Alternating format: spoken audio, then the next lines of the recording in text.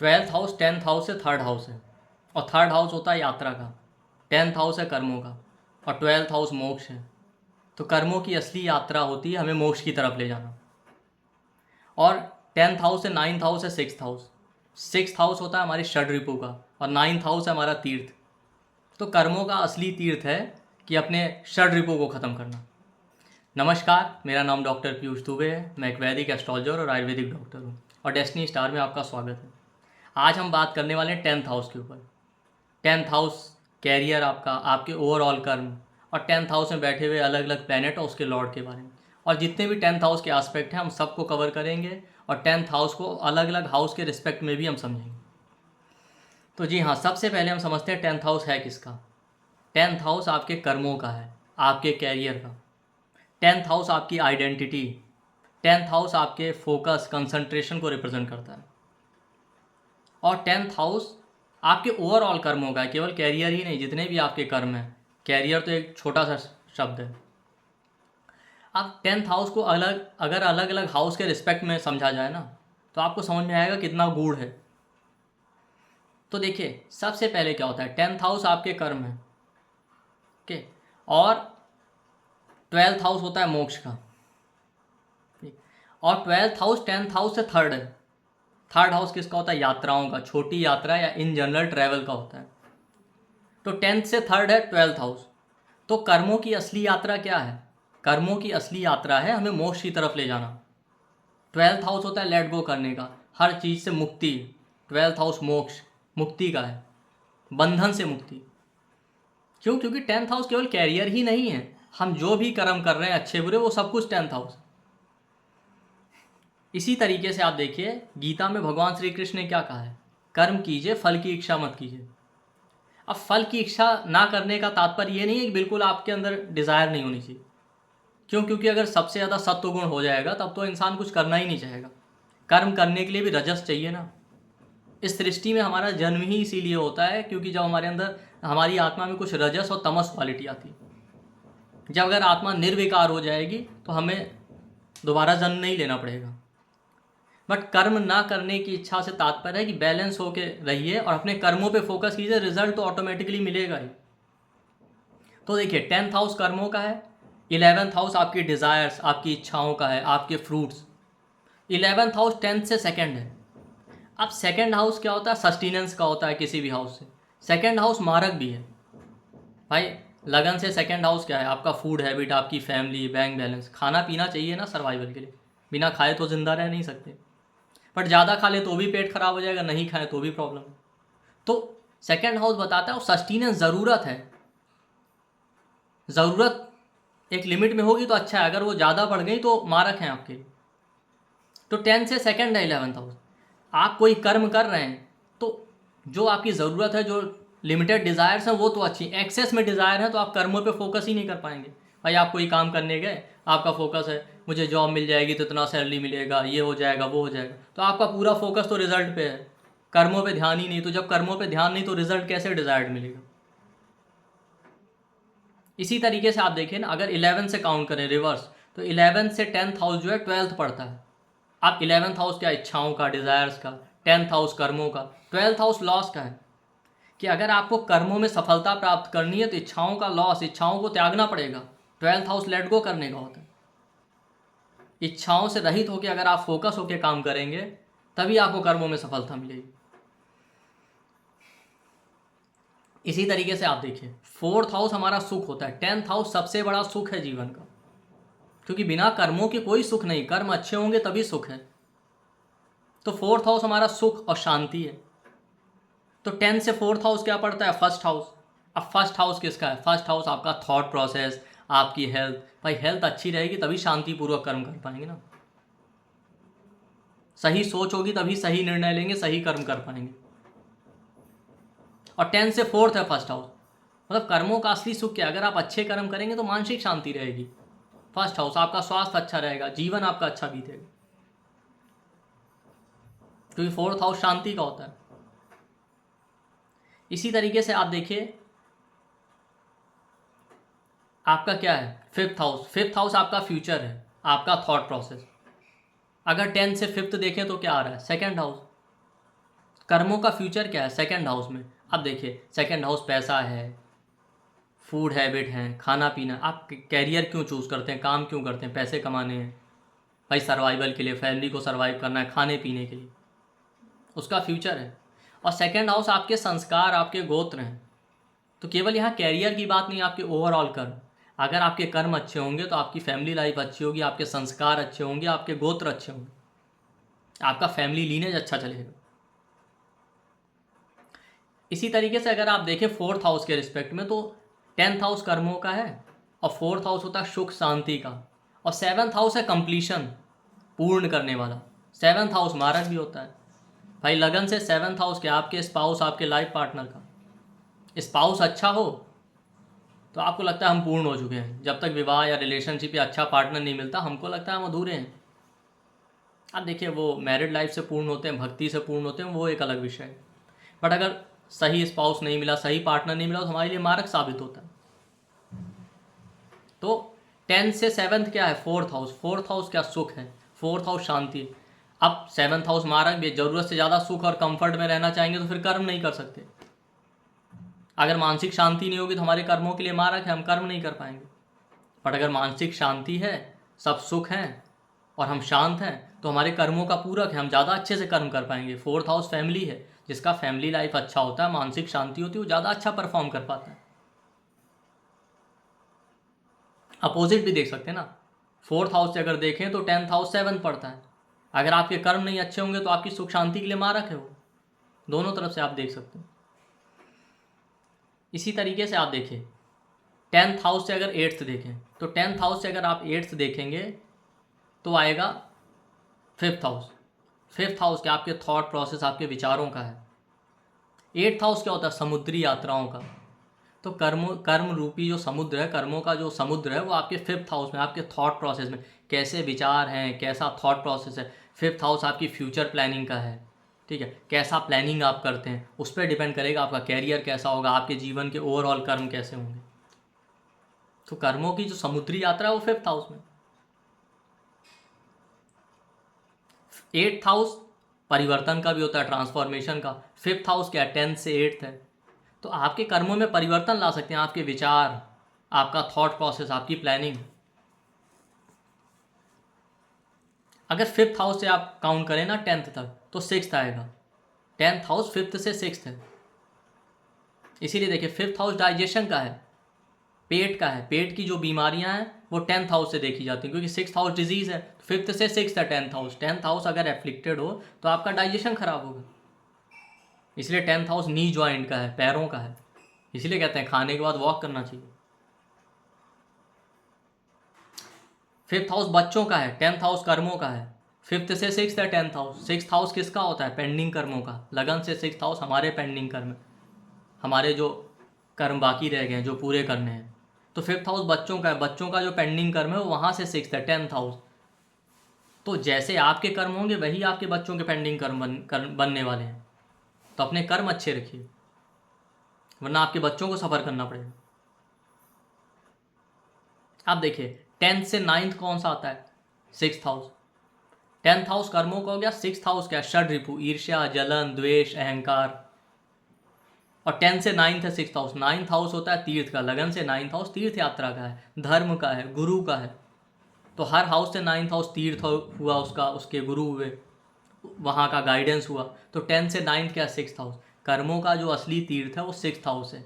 क्या, अपने अंदर के विकारों को ख़त्म करना, ईर्ष्या, जलन, अहंकार, जो षड रिपु हैं, ईर्ष्या, द्वेष, जलन, अहंकार, इनको खत्म करना। 9th हाउस गुरु है। 10th से 9th आता है 6th हाउस। 6th हाउस किसका, हार्ड वर्क का, डेली रूटीन का। कर्मों का असली गुरु क्या है, कर्मों में सफलता पाने के लिए असली गाइडेंस, असली गुरु है आपका 6th हाउस, कि डेली रूटीन से मेहनत कीजिए अपने अंदर के विकारों को खत्म करके। 9th हाउस ज्ञान का भी होता है। कर्मों का असली ज्ञान 6th हाउस है, कि अपने अंदर के विकार खत्म करने, मेहनत करनी है। ठीक। 10th से 10th कौन सा पड़ता है, 7th हाउस। 10th हाउस कर्म है, और उससे भी बड़ा कर्म क्या है, हायर वर्जन, वो वहाँ से 7th हाउस। 7th हाउस किसका है, रिलेशनशिप का। 7th हाउस कंप्लीशन का है। आप कर्म क्यों कर रहे हैं? सबसे बड़ा कर्म है अपने आप को पूर्ण करना, अपने आप को स्थिर करना, बैलेंस करना, मुक्ति पाना, अपनी इच्छाओं को खत्म करना। 7th हाउस सबसे बड़ी डिजायर है। 3, 7, 11 काम त्रिकोण के हाउस है। सबसे बड़ी जो डिजायर मानी जाती है वो 7वां घर है। तो सबसे बड़ा कर्म क्या है? 10 से 10th है 7th हाउस। सबसे बड़ा कर्म क्या है? अपनी इच्छाओं को खत्म करना, अपनी इच्छाओं को त्यागना और जीवन में आगे बढ़ना। इसलिए देखिए 10th हाउस क्या है? नी ज्वाइंट का, घुटनों का है। 10वां घर वो है जो आपको घुटनों पे ले आता है। अगर आपका कैरियर अच्छा ना हो, आपके कर्म अच्छे ना हो, तो आपका जीवन बेकार हो जाता है। और 10 से 10th कौन सा है? 7th house. उसका भी 10th के भी घुटने कहाँ पे? वो 7th हाउस में। 7th हाउस रिलेशनशिप, आपका रिलेशनशिप, मैरिड लाइफ खराब हो, इंसान पूरी तरीके से परेशान हो जाता है। अगर आप रिवर्स में देखें ना, तो 10th हाउस क्या है? 7 से 4th। 7th हाउस विवाह का, रिलेशनशिप का, 10th हाउस कर्मों का और कैरियर का, और 4th हाउस होता है सुख शांति का। 7 से 4th है विवाह का, सुख क्या है? 10th हाउस में। अगर आप अच्छे कर्म करेंगे तो वैवाहिक जीवन अच्छा रहेगा, कैरियर स्टेबल होगा, तो आपकी मैरिड लाइफ भी अच्छी चलती। कैरियर में प्रॉब्लम आ जाए तो रिलेशनशिप में भी चैलेंजेस आ जाते हैं। भाई कहते तो हैं कि अनकंडीशनल लव होता है, लेकिन आप सोचिए आप कुछ ना कर रहे हो जीवन में, तो कोई आपसे विवाह करना चाहेगा? या चलिए कर भी लेता है तो कितने दिन टिक पाएगा? इसी तरीके से 10 से 11th क्या? 8th house. 10th हाउस कर्मों का, 11th हाउस फ्रूट्स है। 8th हाउस क्या है? ट्रांसफॉर्मेशन, परिवर्तन।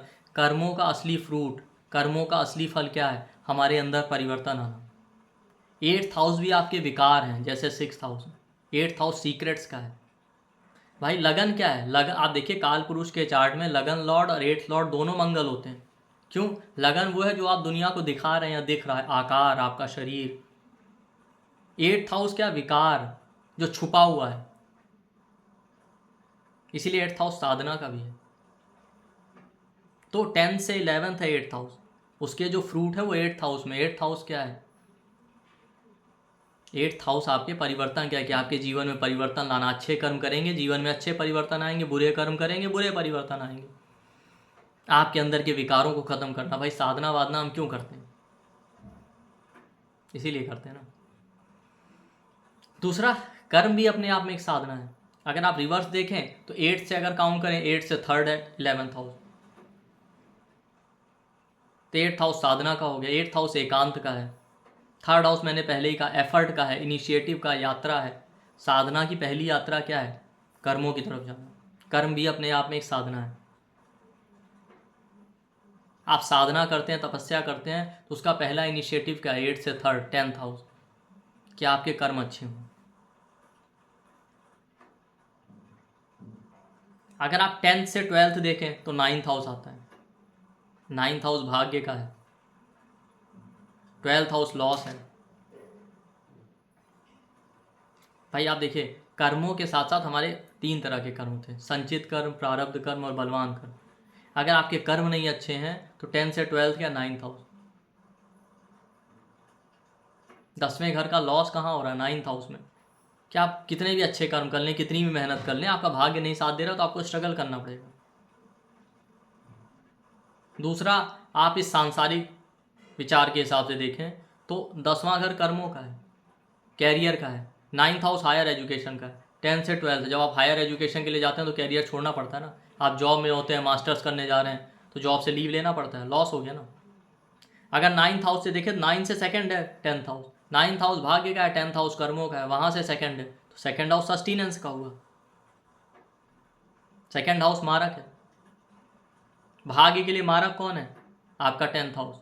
अच्छे कर्म नहीं करेंगे तो भाग्य साथ नहीं देगा। 9th हाउस धर्म का है, धर्म के लिए मारक है। कर्म नहीं करेंगे तो धर्म का पालन कैसे होगा अगर अच्छे कर्म नहीं करेंगे? दूसरा सस्टेनेंस भी है, भाग्य भी तभी सस्टेन करेगा, तभी साथ देगा जब आप कर्म करेंगे। इस तरीके से जो है हम एक एक करके देखते हैं। 10th हाउस के रिस्पेक्ट में हमने सारे हाउस कवर किए। तो अब हम बात करते हैं 10th हाउस में। देखिए 10th हाउस आपके ओवरऑल कर्मों का, ओवरऑल कैरियर भी है। 10th हाउस फोकस का, अगर 10th हाउस बहुत एफ्लिक्टेड हो, उसमें मेलेफिक हो, तो इंसान फोकस्ड होकर काम नहीं करता। अगर 10th हाउस एफ्लिक्टेड है, 10th लॉर्ड एफ्लिक्टेड है, तो इंसान काम शुरू तो कर देता है बट ख़त्म नहीं कर पाता, उसका कंसंट्रेशन या फोकस नहीं अच्छा होता। 10th हाउस आपका ओवरऑल विजन है। क्यों? सेकंड हाउस आंखों का होता है, सेकंड से 9th है 10th हाउस, आंखों का धर्म। तो विजन तो उनका भी होता है ना जिनकी आंखें नहीं होती। तो 10th हाउस एफ्लिक्टेड होगा तो आपका विजन नहीं अच्छा है भाई। सेकंड हाउस पैसों का है, सेकंड से 9th है 10th हाउस। पैसे का धर्म जो है वो वहां से 9th में 10th में कर्म करेंगे तभी पैसा आएगा। सेकंड हाउस आपका कुल यानी गोत्र है, आपका गोत्र आपका लीनेस तभी रह पाएगा जब आपके कर्म अच्छे होंगे, सेकंड से 9th। तो 10th हाउस एफ्लिक्टेड होता है तो इंसान का विजन नहीं अच्छा होता। इसीलिए कहते हैं ना लगन लॉर्ड 10th में हो या 10th लॉर्ड लगन में हो, सिद्ध योग कहते हैं। बस एफ्लिक्टेड नहीं होना चाहिए 10th लॉर्ड या 10th हाउस। तो बेसिकली क्या होता है कि हर हाउस हमारे भाव को रिप्रेजेंट करता है। तो 10th हाउस में बैठे प्लैनेट या राशि बताते हैं कि हमारे काम करने का तरीका क्या है, उसके हिसाब से ही हम कैरियर चूज करेंगे, तभी हमें जीवन में सक्सेस मिलेगी। हालांकि कैरियर के लिए बहुत सारी चीज़ें देखते हैं, लगन से 10th हाउस, वहाँ बैठे प्लैनेट और राशि, उसके अलावा भी बहुत सारी चीज़ें देखते हैं, सैटर्न कैरियर का कारक उसको देखते हैं। बट पहले आप ये देखिए कि आपका काम करने का तरीका क्या है। अगर आप उसके हिसाब से काम चूज़ करेंगे तभी आप सक्सेसफुल होंगे। तो एक्चुअली कैरियर कैसे देखते हैं, प्रोफेशन कैसे चूज़ करते हैं, हम किसी और वीडियो में देखेंगे। बट हम पहले ये देखते हैं कि हमारे काम करने का तरीका क्या है, और वो बहुत ज़्यादा डिफाइन कर देगा कि आपके कैरियर में सक्सेस मिलेगी कि नहीं मिलेगी। आपका 10th हाउस एफ्लिक्टेड हो, आप काम करते हैं बट आपको अप्रिसिएशन नहीं मिलता, प्रमोशन नहीं मिलता, बहुत हार्ड वर्क करना पड़ता है। अगर 10th हाउस में बेनिफिट है तो ईजिली प्रमोशन मिल जाएगा, ईजिली सक्सेस मिल जाएगी। तो फॉर एग्जाम्पल अगर 10th हाउस में फायरी प्लैनेट है, सन है, मार्स है, केतु है, तो ऐसे लोग बहुत फास्ट काम करते हैं, चुटकियों में काम खत्म। अब आपने ऐसे किसी आदमी को उस काम में लगा दिया 9 to 5 वाला काम जो धीरे धीरे करना है, वो इंसान कर ही नहीं सकता, बोर हो जाएगा, तो उसकी परफॉर्मेंस ऑलरेडी ख़राब हो जाएगी। दूसरा, ऐसे लोग लीडरशिप क्वालिटी वाले होते हैं, लीडरशिप पोजीशन पे काम कर सकते हैं, किसी के अंडर में नहीं, ये किसी का ऑर्डर नहीं फॉलो कर सकते। तो आप ऐसा कोई काम दे दीजिए जहाँ डेली रूटीन पे इन्हें किसी को रिपोर्ट करना हो, नहीं कर पाएंगे, या तो इंडिपेंडेंट काम कर सकते हैं। इसीलिए वर्क प्लेस पर इनको चैलेंजेस भी आते हैं। स्पेशली 10th हाउस में सन हो ना, तो सन आपकी आत्मा का कारक है, आइडेंटिटी का दिग्बली होता है। तो ऐसे इंसान का थॉट होता है अपने मेहनत से अपना कैरियर बनाना, अपनी आइडेंटिटी अपने काम के दम पे बनाना। उनके दिमाग में हमेशा ये रहता है कि लुक्स हैं, पैसे हैं, शो ऑफ नहीं करना है, अपने लुक्स और पैसे से हमें अपनी आइडेंटिटी नहीं बनानी, अपने कर्मों से बनानी। इसलिए ये लोग कपड़े वपड़े पे ध्यान ही नहीं देते। इसीलिए देखिए आप ये लोग जीरो से राइज करते हैं और बहुत टॉप तक जाते हैं, पर आप इनको देख के नहीं समझ पाएंगे कि अरे ये कितनी हाई पोजीशन पे। ऐसे लोगों को मैंने अक्सर ये देखा है, काम वाम कर रहे होते हैं, कपड़े पे ध्यान ही नहीं देते, लेकिन वो भी गलत है भाई। अब थोड़ा शो ऑफ तो करना ही पड़ेगा ना इस सोसाइटी के हिसाब से, या नहीं भी शो ऑफ ना भी कहें तो आप ये समझिए कि भाई आप जॉब कर रहे हैं तो वहाँ के हिसाब से एक ड्रेस कोड होता है, उसके हिसाब से जाना ही पड़ेगा। और कई बार मैंने देखा 10th हाउस सन वाले इंडिपेंडेंट काम कर रहे होते हैं, कपड़े वपड़े पे ध्यान ही नहीं देते, इसकी वजह से सफ़र करते हैं। फॉर एग्जाम्पल मेरे नोन में एक है, वो कॉन्ट्रैक्टर है, बिल्डिंग सेल करते हैं, उनकी बिल्डिंग नहीं सेल हो रही थी तो वो मेरे पास आए, तो 10th हाउस में सन था। तो जब मैंने उनसे ये बात कही तो उनके साथ में जो आया था उनका फ्रेंड, उन्होंने कहा कि आप बिल्कुल सही कह रहे हैं, ये क्लाइंट आता है जैसे बैठे रहते हैं उसी तरीके से उठ के चले जाते हैं। तो कई बार क्लाइंट को भरोसा ही नहीं होता कि इतनी महंगी बिल्डिंग है, ये बना के बेच रहे हैं, इनको देख के लगता ही नहीं। मार्स बैठा है 10th हाउस में तो भी इंडिपेंडेंट काम, लीडरशिप पोजीशन पे काम, इसीलिए वर्क प्लेस पे कॉन्फ्लिक्ट भी होता है।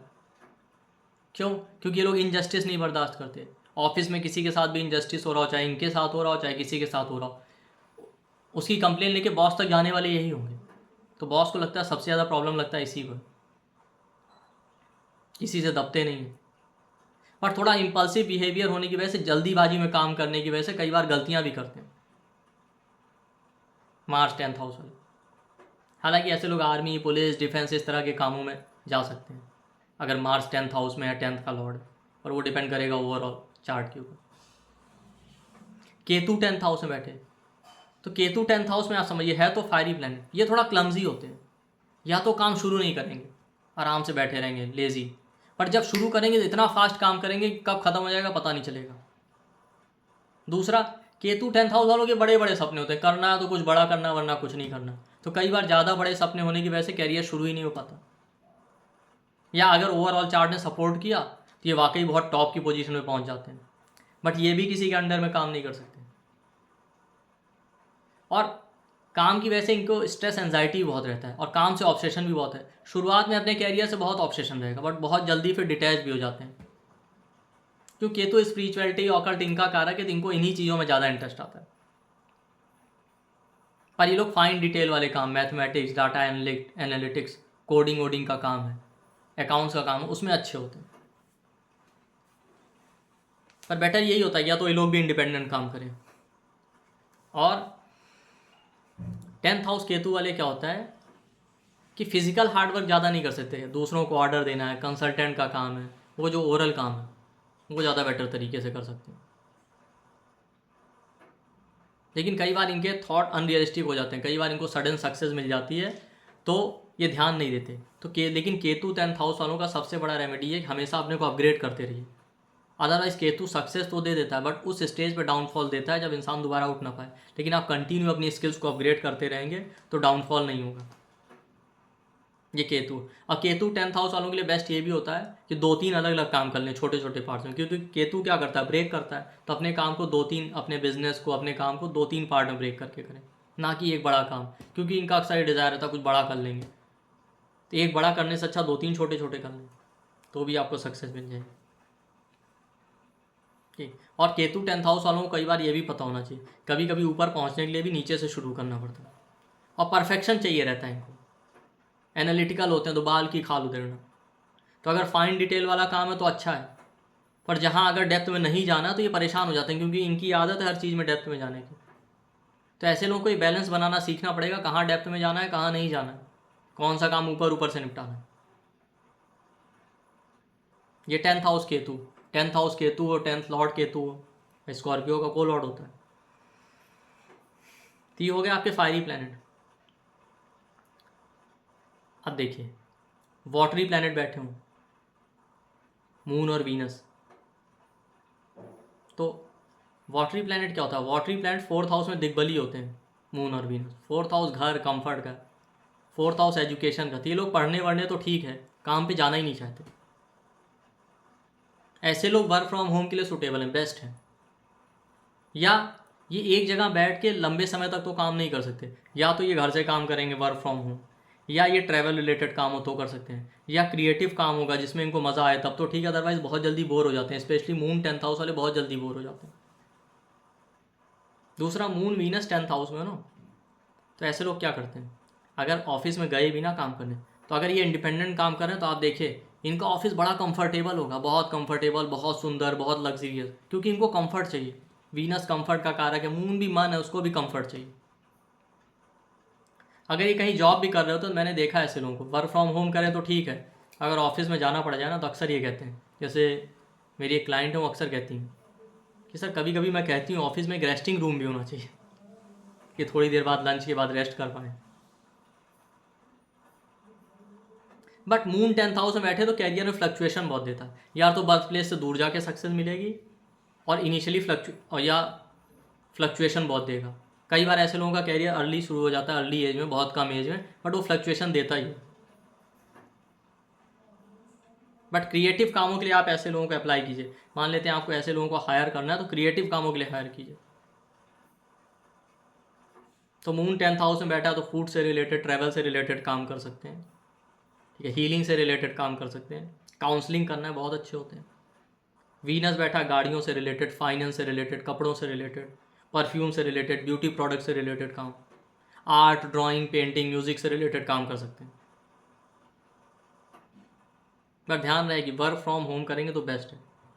जैसे मैंने एक, मेरे और भी क्लाइंट हैं, उनका कहना है सर मेरे ऑफिस में सोफ़ा भी लगा है, एसी भी लगा, सब कुछ बहुत अच्छे। अगर मून वीनस की जगह वहीं सैटर्न राहु जैसे प्लैनेट बैठे हो ना, आप देखिए वर्क प्लेस पे आप जाएंगे ना, इनके तो मज़ा ही नहीं आएगा। आप मून वीनस हो 10th हाउस में, 10th का लॉर्ड हो, ऐसे लोगों के आप वर्क प्लेस पे चले जाइए, इतनी शांति मिलेगी, इतना अच्छा फील होगा। जैसे मेरे नोन में एक डॉक्टर है, उनका वीनस 10th हाउस में था, आप उनकी क्लिनिक पे चले जाइए, बीमार आदमी तो आधा वैसे ही ठीक हो जाएगा, इतने अच्छे से सजाया हुआ, इतना सुंदर सब, इतनी शांति मिलती है। वही मेरे नोन में एक दूसरे डॉक्टर हैं, उनका 10th लॉर्ड एफ्लिक्टेड है सैटर्न से, वो तो मुझे लगता है हार्डली क्लिनिक पे सफाई भी करवाते होंगे, मुश्किल से झाड़ू लगा लेते हैं, वही बड़ी बात। वहाँ तो मतलब ठीक ठाक आदमी जाए तो बीमार हो जाएगा। तो ये वाटरी प्लैनेट है। और देखिए, अगर आपके सैटर्न राहु बैठे, अब Saturn Rahu slow moving planet है, ठीक है, तो आपको देर से सक्सेस मिलेगी, डिले होगा। दूसरा, जो वायु तत्व के प्लैनेट हैं वो रिजिड हैं, हवा जब चलती है तो किसी की नहीं सुनती। हवा चलेगी ना, सब कुछ अगर फोर्स के साथ चल रही है तो सब कुछ उड़ा देगी, सब कुछ सुखा देगी। तो सैटर्न बैठा है ना 10th हाउस में, या राहु बैठा है, या सैटर्न या राहु लॉर्ड है, तो ऐसे लोग बहुत रिजिड होते हैं अपने काम करने के तरीके को लेके। आप इनको कितना भी समझा लीजिए, ये अपने काम करने का तरीका नहीं बदलेंगे, सैटर्न राहु वाले। दूसरा, सैटर्न अगर 10th हाउस में है, 10th का लॉर्ड है, तो ऐसे लोग 9 to 5 काम के लिए बेस्ट होते हैं। एक जगह बैठ के डेली रूटीन में वही काम करना है, बेस्ट है। ये क्रिएटिव कामों के लिए नहीं अच्छे हैं, फास्ट कामों के लिए नहीं अच्छे हैं, बट वो कोई प्रोजेक्ट है जिसमें पूरा अंदर तक डेप्थ में जाना है, धीरे धीरे करके पूरी एक डिटेल चीज़, अब तो बेस्ट है। ऐसे कामों को में अप्लाई कीजिए ऐसे लोगों को। दूसरा, सैटर्न 10th हाउस में और 10th का लॉर्ड हो, तो इन लोगों का डिज़ायर रहता है कि ऐसा कोई काम मिले जिसमें थोड़ा फिजिकली भी एक्टिव रहे, हेल्थ अच्छी रहे, क्योंकि सैटर्न बीमारियों का कारक है। तो इनको लगता है कि हेल्थ अच्छी रहेगी तब कैरियर में बहुत कुछ कर पाएंगे। बट सैटर्न 10th हाउस वालों के दिमाग में एक फियर रहता है, पता नहीं कैरियर में कुछ गड़बड़ हो गई तो मेरा पता नहीं क्या होगा, कैरियर ही मेरी लाइफ लाइन है, तो वो कभी रिस्क नहीं ले पाते। ऐसे लोग जल्दी इंडिपेंडेंट काम नहीं कर पाते, नौकरी के लिए बेस्ट होते, डरते हैं। बट दूसरा साइड ये कि अगर सैटर्न 10th हाउस वाले ने एक बार डिसाइड कर लिया कि रिस्क लेना, तो जीवन में बहुत कुछ कर जाते हैं, फिर इनसे आगे कोई नहीं निकल सकता। और सैटर्न 10th हाउस में हो या 10th का लॉर्ड, ये लोग जल्दी चेंज नहीं चाहते। अब सर्कमस्टेंसेज ऐसे पैदा हो जाए चेंज करना पड़े तो बात अलग है, मतलब वो कहते हैं ना, जब तक कोई लात ना मारे तब तक ये चेंज नहीं करेंगे। ये सैटर्न 10th हाउस वाले या 10th का लॉर्ड। तो सैटर्न 10th हाउस वालों का ये रेमेडी है, भाई डरिए मत। ऐसा थोड़ी कि नौकरी चली जाएगी तो कोई नौकरी नहीं मिलेगी। आप जीवन में बहुत कुछ कर सकते हैं, रिस्क लेना सीखिए, अपनी विल पावर को बढ़ाइए, इनिशिएटिव लेना सीखिए। जब तक आप रिस्क लेना नहीं सीखेंगे, आपका जितना पोटेंशियल है उतना अचीव नहीं कर पाएंगे। ये सैटर्न 10th हाउस में हो या 10th का लॉर्ड हो। इसी तरीके से अगर राहु 10th हाउस में हो या 10th का लॉर्ड हो, तो ये लोग भी आप देखिए क्या होता है, रिजिड होते हैं सैटर्न वालों की तरह, काम करने के तरीकों को लेके बहुत रिजिड होंगे, जल्दी अपना एटीट्यूड चेंज नहीं करना चाहिए। बट ऐसे लोगों के साथ वर्क प्लेस पे चीटिंग है, ऑफिस पॉलिटिक्स बहुत होती है। ये लोग बहुत इनोसेंट होते हैं, सैटर्न 10th हाउस में हो, 10th का लॉर्ड हो या 10th लॉर्ड के साथ हो, इनको लगता है कि हम अपने काम से काम, मतलब से मतलब रखेंगे, कोई कुछ भी कर रहा हमें क्या मतलब। पर दुनिया कहती है हमें आपसे मतलब है, तो इनके साथ खुद ऑफिस वाले चीटिंग करते हैं या पॉलिटिक्स करते हैं। तो जब तक ये नहीं सीखेंगे डिप्लोमेटिक कैसे होना, तब तक लाइफ में ग्रो नहीं कर सकते। अक्सर इनके वर्क प्लेस पे इनके बॉस हैं, जो भी इस तरह के लोग हैं, इनको फेक एश्योरेंस देते रहते हैं। फेक एश्योरेंस कैसे, भाई ये कर लोगे तुम्हें ये प्रमोशन दे देंगे, ये इंक्रीमेंट दे देंगे, ये सब करते रहेंगे, पर देते कुछ नहीं। इनको सीखना पड़ेगा डिप्लोमेटिक होकर लेना, या तो बर्थ प्लेस से दूर फॉरेन में जाके कैरियर में सक्सेस मिलेगी। बट पॉलिटिक्स का शिकार होते हैं ये लोग। ऐसे लोगों को चाहिए कि इनोसेंस छोड़िए, काम करने आए, वहाँ पे इमोशन या इनोसेंस नहीं चाहिए, थोड़ा डिप्लोमेसी सीखिए। अब डिप्लोमेसी का मतलब ये नहीं होता कि आप दूसरे के साथ भी चीटिंग करें, उसका तात्पर्य ये है कि आप किसी का नुकसान ना करें, लॉस ना करें, बट इतने अटेंटिव रहें कोई आपका भी लॉस ना कर पाए। यही सबसे बड़ा रेमेडी है। इसीलिए राहु 10th हाउस में और 10th का लॉर्ड, कई बार जितना पोटेंशियल होता है उससे लो लेवल का काम करना पड़ता है। बट ये थोड़ा डिप्लोमेटिक हों, अपना ब्रेन यूज़ करें, तो नीचे से शुरू करके टॉप पे जा सकते हैं। 10th हाउस में राहु, 10th लॉर्ड के साथ राहु हो तब, इवन सैटर्न राहु वाले। और एक अच्छी बात होती है कि राहु का जब आप स्टोरी पढ़ेंगे तो राहु ने जब तब बहुत किए थे। तो 10th house Rahu, 10th Lord के साथ राहु हो ना, तो ऐसे लोग कर्म कांडों में बहुत बिलीव करते हैं, बहुत जब इनकी इच्छा होती है, जब तब साधना करना, गंगा स्नान करना, इस तरीके की चीज़ें। तो ये आपका राहु है। 10th हाउस में जुपिटर बैठा हो या 10th लॉर्ड जुपिटर, जुपिटर है तो अच्छा है। अब जुपिटर होगा ना तो बहुत डिले लगे होगा कैरियर में, ना बहुत जल्दी शुरू होगा, एक अप्रोप्रिएट टाइम पे। गुरु है ना, वो सही समय पे देगा।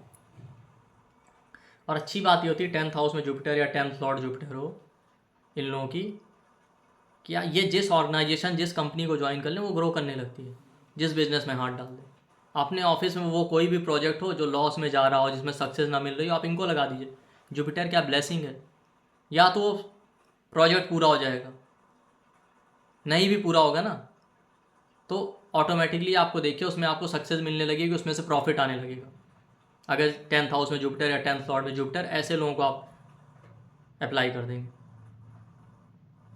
तो ये इनका सबसे बड़ा ब्लेसिंग है। जैसे मेरे नोन में एक लोग हैं, एक स्टूडेंट, उन्होंने कहा कि सर मेरी फ्रेंड का 10th हाउस में जुपिटर था, जब तक वो उस कंपनी में थी तब तक वो ग्रो करती रही, जैसे ही छोड़ दिया कंपनी बेकार हो गई, डाउनफॉल पे आ गई। और भी एक दो लोगों ने ये फीडबैक दिया कि ऐसे हमने ऑर्गेनाइजेशन ज्वाइन किए जो बिल्कुल लो लेवल पे थे, और 10th हाउस में हमारा जुपिटर था या 10th लॉर्ड के साथ जुपिटर था, वो ज्वाइन करने के बाद वो ऑर्गेनाइजेशन टॉप पे पहुंच गए। तो क्योंकि जुपिटर गुरु है, ब्लेसिंग है। बट 10th हाउस में जुपिटर है या 10th का लॉर्ड जुपिटर है तो आप एक चीज़ याद रखिए, कैरियर के रिगार्डिंग लाइफ में एक ना एक बड़ा सेटबैक ज़रूर देगा, उसके बाद ही आपका ग्रोथ हो। तो ये 10th हाउस में अलग अलग प्लैनेट या अलग अलग लॉर्ड के रिजल्ट हैं। आई थिंक मरकरी छूट गया, ठीक है। 10th हाउस आपका नेम और फेम भी है। भाई काम अच्छा करेंगे तभी अच्छा नाम होगा ना। अभी नाम से मुझे याद आया कि एस्ट्रोलॉजी में ना नाम से भी कुंडली बनाई जा सकती है अगर आपके पास बर्थ डिटेल ना हो, और नाम से भी प्रिडिक्शन किए जा सकते हैं, यहाँ तक कि टाइमिंग तक की जा सकती है। जैसे मैं आपको एग्जांपल देता हूँ, तो आप देखिए अंजलि नाम होगा ना ज़्यादातर फीमेल्स का, तो आप ये ऑब्जर्वेशन चेक कीजिएगा, उनको रिप्रोडक्टिव पार्ट का इशू, कंसेप्शन में प्रॉब्लम आएगा, रिलेशनशिप में कॉन्फ्लिक्ट और चैलेंजेस। जब मैं रिलेशनशिप में कॉन्फ्लिक्ट और चैलेंजेस की बात कर रहा हूँ तो नॉर्मल कॉन्फ्लिक्ट या छोटी मोटी चीज़ें तो होती रहती हैं, सीवियर कॉन्फ्लिक्ट होते हैं। बट ऐसे लोगों के पास नॉलेज अच्छा होता है, इन्हें फेम चाहिए होता है, और फेम मिलता भी, अब वो नेशनल मिलेगा, इंटरनेशनल मिलेगा, अपनी कम्युनिटी में आपको लोग जानते हैं, वो एक अलग बात है। बट ऐसे लोगों का डिज़ायर भी होता है कि लोग हमें जाने, ठीक। तो ये रहता है। मदर इन लॉ से प्रॉब्लम होती है इनको, यूट्राइन फाइब्रॉइड, पीसीओडी का प्रॉब्लम, या रिप्रोडक्टिव पार्ट का और भी प्रॉब्लम, अगर अंजलि नाम है। ये मैंने कई लोगों को देखा, कई फीमेल्स को। तो इस तरीके से आप नाम से भी प्रिडिक्शन कर सकते हैं। और भी आप बहुत सारे नाम हैं, जैसे प्रवीण नाम वालों को मैंने देखा, इनको कैरियर में बहुत फ्लक्चुएशन आते हैं, ठीक। और कैरियर देर से शुरू होता है, या अगर जल्दी भी शुरू हो गया ना कम एज में, तो बर्थ प्लेस से दूर जाके ही सक्सेस मिलती है, बट फ्लक्चुएशन आते ज़रूर हैं 2-3 बार। और कई बार तो मैंने ये भी देखा है कि ये लोग ना एजुकेशन किसी स्ट्रीम में होता है, काम किसी और स्ट्रीम में कर रहे होते हैं, मतलब स्ट्रीम चेंज हो जाती है।